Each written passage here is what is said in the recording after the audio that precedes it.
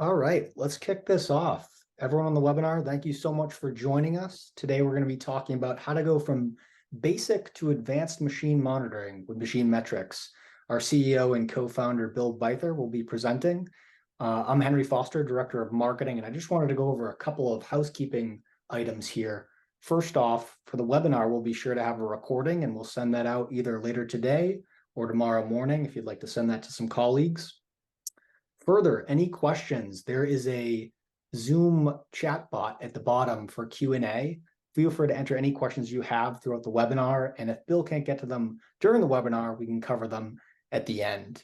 And with that said, I think we can get started here. I'm going to pass things off to Bill to kick this off. Great. Thanks, Henry. And thanks, everyone, for joining today. So this is a new presentation that you're first to really see. Basically, we're going to go over the transformation from a more basic machine monitoring solution to an advanced system that requires little to no manual input. We'll demonstrate a number of use cases to show you how this product can be used to really drive value, and it's going to be a real product-focused presentation. So let's get started. Oh, and please do ask questions as you go, and Henry or myself will have the opportunity to answer them at the end. So, all right. Well, just for those that aren't familiar with MachineMetrics, we're a manufacturing production analytics platform that really makes it easy to capture data from your discrete manufacturing equipment. And we use that to really drive efficiency in your production and maintenance operations. We've been around for nearly 9 years. We have customers worldwide, hundreds of customers, thousands of machines connected. We're really focused a lot in discrete manufacturing, mid-market to a small mid-market to enterprise. Our team is based in Massachusetts, and we have over 50 team members. We're venture funded, and we've won many awards in our space. So let's start out really talking about some of the manufacturing challenges today. What we're seeing just in general is that there's more demands from customers to really customize the products that are being manufactured. And that's really led to higher mix. You see more and more manufacturers that really need to change over their operations, their parts quite frequently. And the other thing that we're seeing is this manufacturing becomes more complex, more automation. There's also fewer human resources. It's really difficult to find skilled labor to really address these challenges. And never has there been more of a demand for higher output, more efficiency. And that's really the challenge that we face today.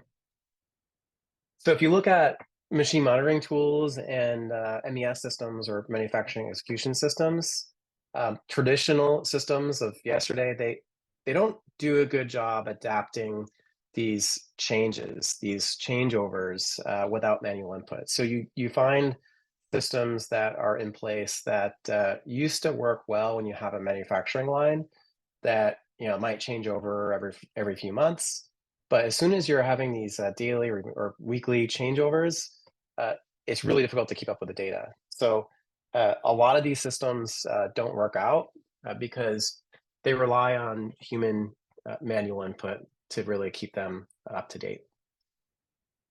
So just to go a little bit deeper there, if you look at these traditional machine monitoring systems, they're often limited to just machine utilization and part counting, sometimes just utilization. Reporting is generally inflexible, so you kind of get what you get out of the box. But because the data is not always accessible via APIs, if you need to generate something that isn't out of the box, it's not possible. And now manufacturers are becoming more and more specialized, so it's really important to have that configurability. There's also limited to no integrations with the systems that you use every day, your existing ERP systems, your maintenance systems, and the amount of data that's being captured in a real-time monitoring system is pretty immense, so that when you're running a system for years at a time, it's really difficult to scale internal servers and have the right skill set in your IT team to be able to manage that. It's expensive. And finally, these systems really require that manual data input to react to these changeovers, and that's really an area that we're addressing. You also have these industrial IoT platforms. They've traditionally been good, and this is really in the last decade or so. They're pretty good at connecting to PLCs. Again, these are manufacturing lines that you don't see a lot of changeovers. Um, you're not seeing really good connectivity to CNC. They're more specialized. There's more data. They're also there's hundreds of vendors out there selling these CNCs. These industrial IoT platforms, they really don't have out-of-the-box analytics and reporting. They rely on outside system integration, customization to build and maintain. But that's commonly what you see in these IoT platforms. Generally, they're for larger enterprises that have a team of software developers to build on top of them. And just a couple other things, like they do have pretty good APIs, usually the more modern ones. And the but the data items, when you're connecting machine, you have to map each one individually. And if you're trying to capture 20 plus data items, that's really time consuming. So let's kind of move on to what we're calling next generation of production analytics with MachineMetrics. What we're doing to address these challenges. So the first is that MachineMetrics has really great connectivity to CNCs as well as PLCs. We've had to do a lot of custom connector work to get to that deep level of data to really satisfy these use cases. There's no system integration or custom development required. Essentially, you subscribe to MachineMetrics, and the implementation is our team will guide you with. And there's really no, other than implementation, if you have a really good solid network, there's no customization that's generally required. The reports are configurable and out of the box, reports and analytics dashboards, so you can adjust them to your needs. And there's also API access to all of your data, so there isn't something out of the box that fits your needs. You can customize it. Data mapping, especially in the CNC machines, is automatic. We're familiar with these machines, so we know how to map those data items to save you a lot of time when connecting. And there's no operator input required for really monitoring production data. So what programs are running? How is that, what is the actual part number? That's part of the implementation. The integration with maintenance and ERP systems. We have some out of the box. We have others that we will work to integrate with you, and that gives you this extra level of value that we'll touch on in a bit. No servers to run and maintain. It's just an edge device or a very simple virtual edge that you set up to connect your machines, and all the data and analytics are in secure cloud. And then finally, really what this addresses those high mix environments. We're able to really adjust and adapt based on different manufacturing requirements and parts that are being made on these machines.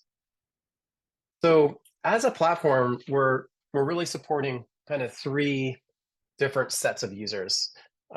What we've traditionally built really is for continuous improvement. It's monitoring performance, identifying those bottlenecks, where you can apply changes, measure them, and then make sure that you're always improving. We've had these tools from the beginning, but we've more recently we've really gone deeper in production operations. So tying into your ERP, tracking your production data automatically, generating your OEE, which gives you a real good insight into where your problems are without that data input. And then also features for machine operators to help them reduce downtime, know where they need to be, for things like part changeovers, inspections, condition monitoring alerts. And then all of this is based on our connectivity platform that gives you the ability to connect to machines and manage all this data. So the way that it starts is that you have a network of machines that's on you, our customer, and we will connect. Typically, you'll see the left diagram here, where you're connecting to a number of machines with one edge device or with a virtual edge device that you can set up on your own servers. But we also support where you have an edge per machine for cases where you might have your own private network and you have two different network ports. It makes it easier to connect to different IT environments. And then we've really built the connectivity to be fast and easy. Here's just a screenshot of what that looks like. We have some newer features that we're launching this month that allows you to batch connect machines, where essentially you import a list of IP addresses and the system will tell you a recommended machine connectivity method and do a lot of that work for you. So we've really made this, we've streamlined this for connecting many machines and getting that data really quickly.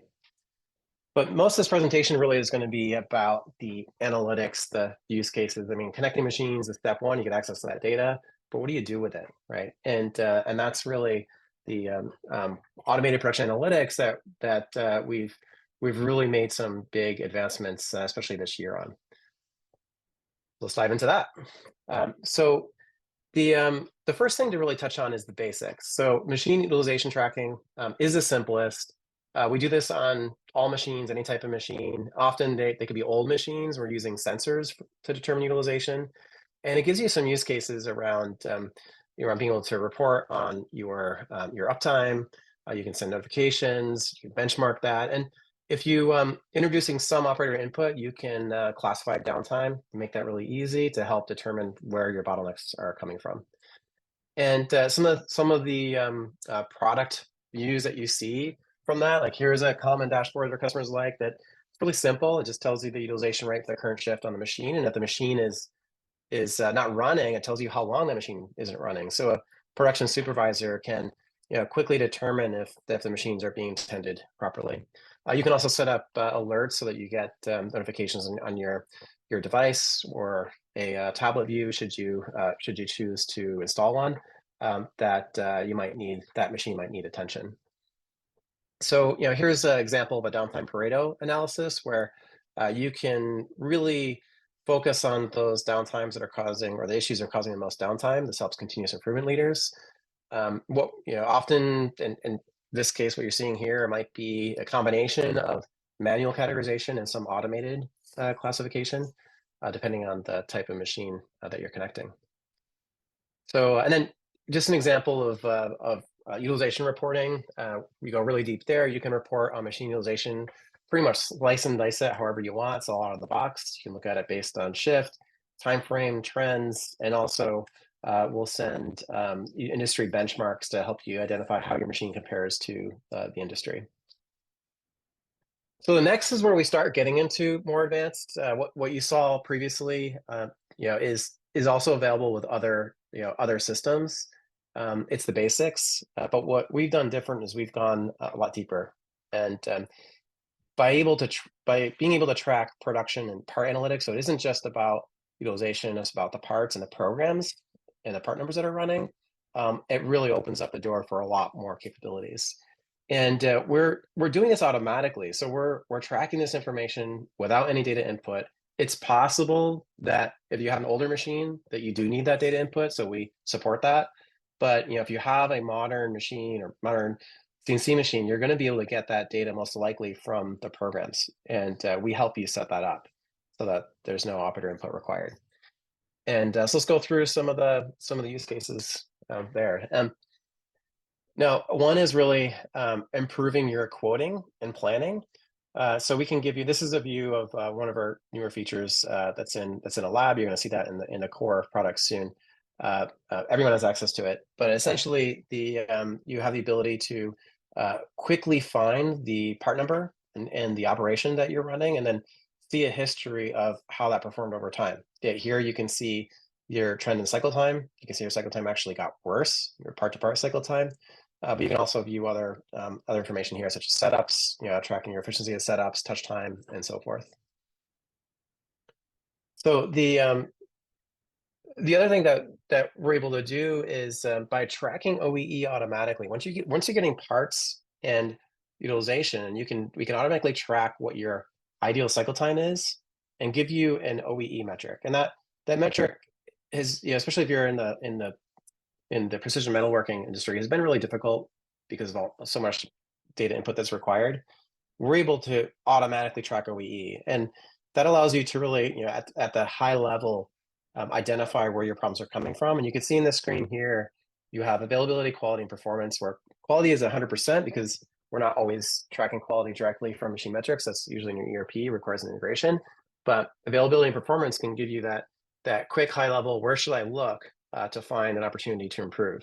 And in this machine navigator, you can also sort your machines by trends and against baseline and your overall performance. You can choose if it's OEE or utilization, what is that you want to be viewing, and then quickly dive in.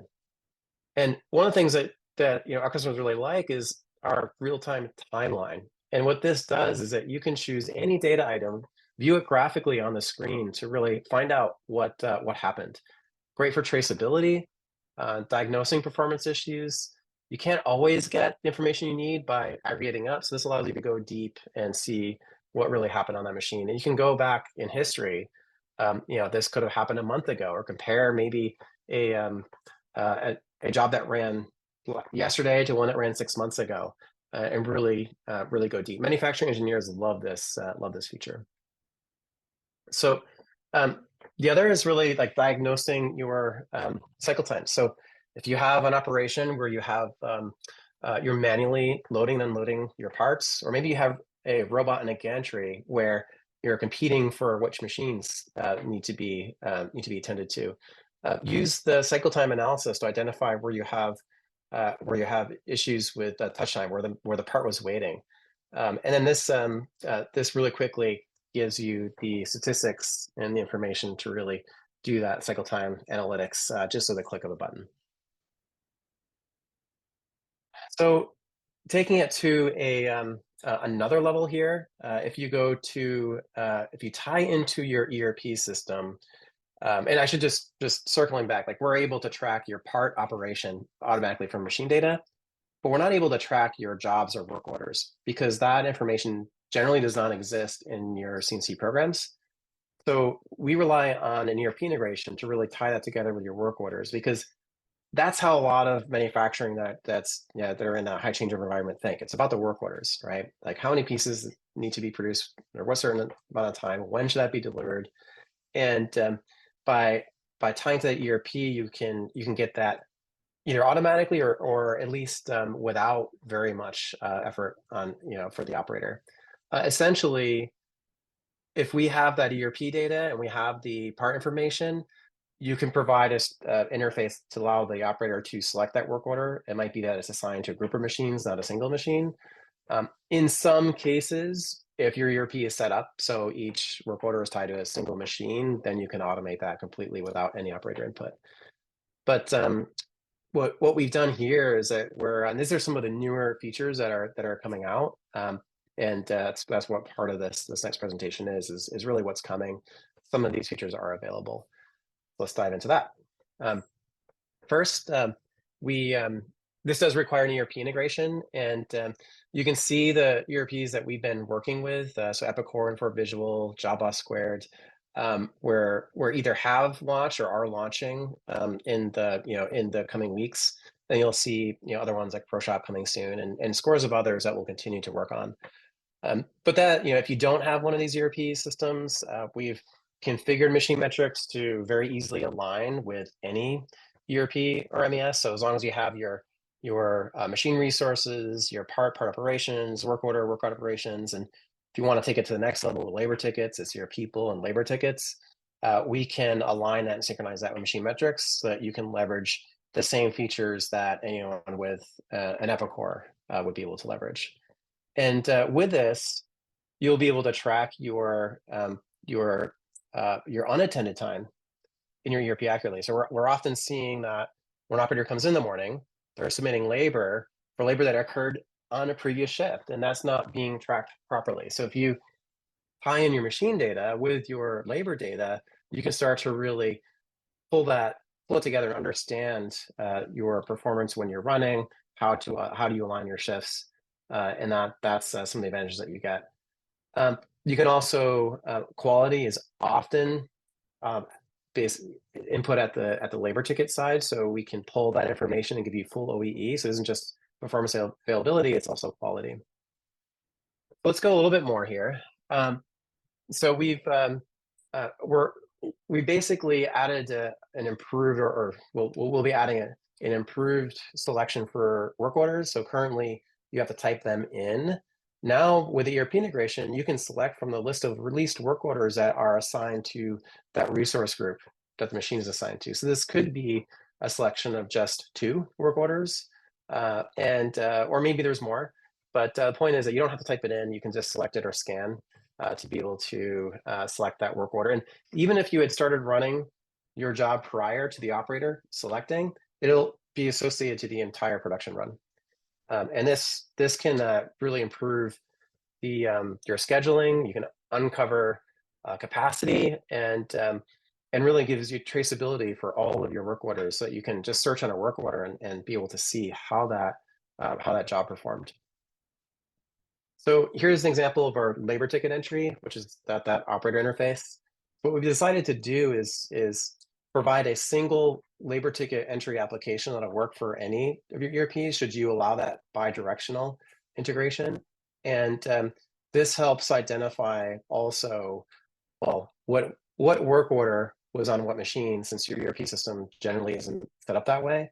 And you then have a single point of entry for all this information that automatically populates based on machine data, but allows the operator to review, make adjustments, give any deviation or rejection reasons, so that you have that human oversight.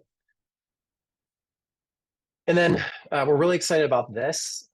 This is coming soon. It's really a feature, a solution to manage all of your production. Since we have the ERP data, we have the machine data, you bring them together, and what you'll find is that we have the right solution to manage your schedule in real time, to help automate that, and really give you that insight into when your work order is going to be delivered on time. This is pretty exciting. It's something that you're going to see in the first half of next year.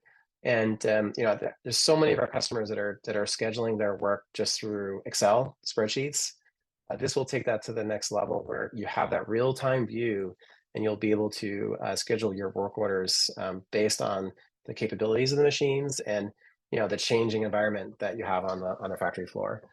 And also, the key result here is to be able to really understand your on-time delivery. Are you going to deliver your work orders on time to your customers based on what's been committed? And another example of where we can take it to that final level of full automation with work orders is when you have automation to the point where you're automatically inspecting your parts in process. We can tie into that data. This requires a bigger lift, but essentially you tie your CMM with your machine data, and you trust that information as the source of truth. You can automate your labor ticket entry completely. But this type of integration gives you the ability to send notifications to operators if, for example, if an inspection is needed, or in this image, like if your hopper needs to be reloaded. All right, so we're getting towards the end here. The last set of features that I wanted to really talk about is around maintenance and condition monitoring. So what I'd like to just focus on here is that really it's about automating maintenance tasks, and again, without manual input. Most of these features, or a good portion of these features, does require an integration with CMS systems, maintenance systems, and it really unlocks some additional value. So in this example, we have a workflow trigger that's based on machine data. So it's a condition monitoring trigger. And this is basically any sensor value that comes from your machine. You can trigger an alert for an operator, a maintenance personnel, or even have a work order created automatically if you're tied into your CMS, the maintenance work order, based on this machine condition data. So this can help automate that creation of work orders based on your knowledge of your machines and the data that we're capturing. So the available integrations that we have are, you can see this here, MachineMetrics, Upkeep, Fix. We're working on Limble. And what this integration will do is it helps you schedule your preventive maintenance better. So, a lot of our customers are maintaining like on a calendar basis. Well, you can set this up really easily to then set up your preventive maintenance based on usage, and also certain events on the machine. So if you have some pretty bad alarms and faults, you can automatically, without anyone going through and having to create these work orders, you can have them create automatically.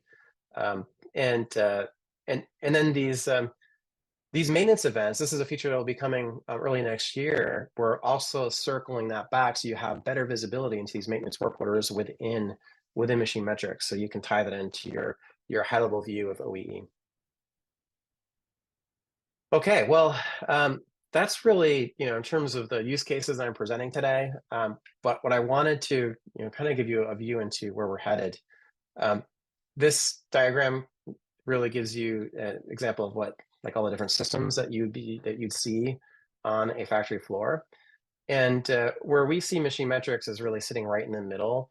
We're that real-time machine data platform that gives you the analytics, gives you the insights, ties into your other systems, but we're not the system that replaces everything, right? We still are going to be connecting to your ERP systems, your maintenance systems, and we do really see that there is I would say, a limited, but like a best of breed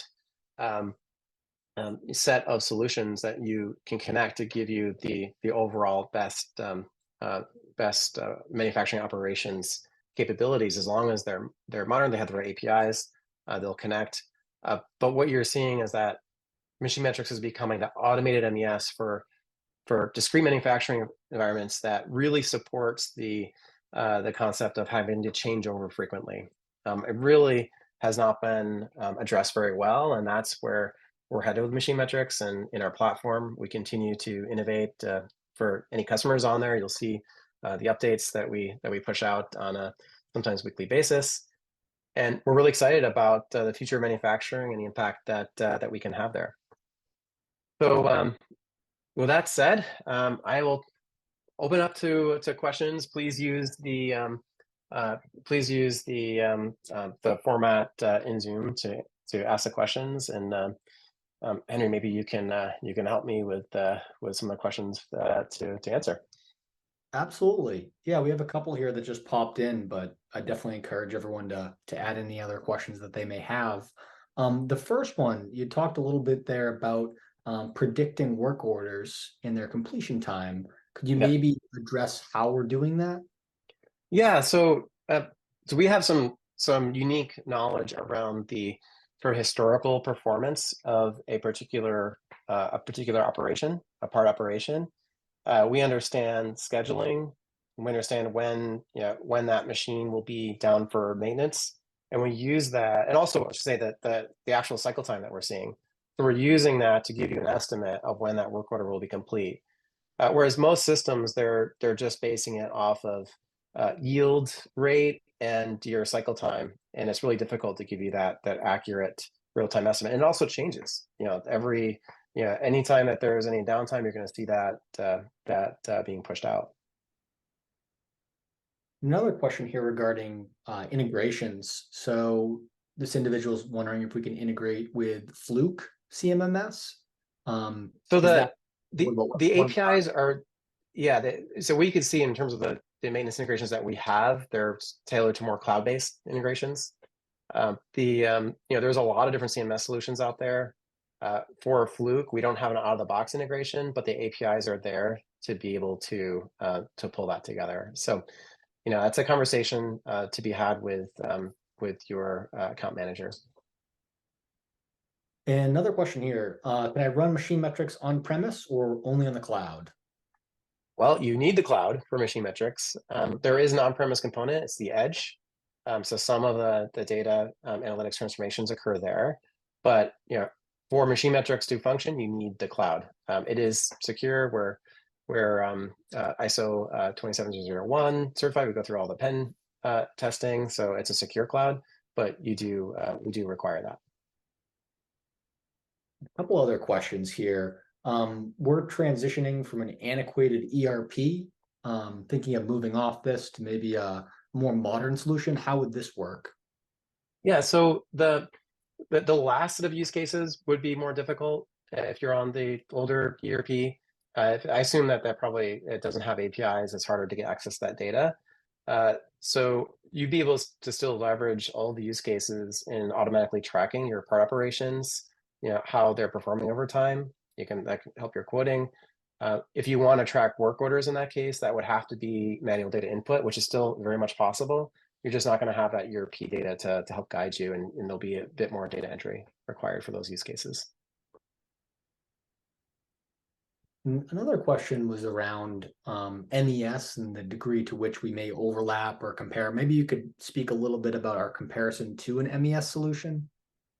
Yeah, so I mean, MachineMetrics is becoming more an MES solution. I mean, we in the past, we've called it the death of MES. Well, really, what it is MES that requires manual data input. We're really looking at the next generation being automated, so that you don't have to worry about entering data in at a specific time. And we're really focused on your automated equipment, like your machines. And there's areas, where you have maybe like people processes, manual assembly. There's other systems that we'll integrate with to be able to monitor that, or there's some really basic functionality that you would get with MachineMetrics around those other pieces of the whole manufacturing process. And just a couple other questions that popped in here. This individual is asking a little bit about tracking machines versus tracking people and processes. So it seems that people are more often the bottleneck, not necessarily the availability of their equipment. To what degree are we solving for that challenge? And maybe you'd address this to a degree in the presentation. Yeah, I mean, we support these workflow notifications, an operator interface that really communicates with the people on the shop floor, your dashboard. So, people, I mean, are a very important part of the process, and they often are the bottlenecks when it comes to making sure that the right person is at the right place at the right time. So we're continuing to improve that area of the product, but you through these workflows, dashboards, and alerts, we're able to, for example, let an operator know when their part is ready on the CMM, and you can bring that together and then let that operator know. So we do, people is an important part of this whole process. Excellent. And last question that had popped in here is in regards to ITAR and DoD requirements. Basically asking it as a cloud-based system if we're meeting those requirements. Mm-hmm. And the question also is the data handled in the US. We're hosted in AWS, so Amazon data centers in the US. We do give our customers the ability to pick and choose what data is being sent. So as long as we're not sending data that allows you to reverse engineer or understand how to manufacture particular parts, that qualifies under ITAR, and that's our stance. But really, it's up to each individual in terms of what data is being sent. We work with many customers that are ITAR controlled. Excellent. And I think that wraps up our Q&A section here. If there are any other additional questions, feel free to reach out to us directly. We're more than happy to help you. And we also offer a free trial program. So a lot of customers find that an effective way to prove out a solution like this as they're pursuing data analytics and connectivity solutions, especially as we're looking into 2024. With that said, thank you so much for joining us. And Bill, thank you as well for your time here. Really appreciate it. Great. Thank you, Henry. And thanks everybody who joined the webinar.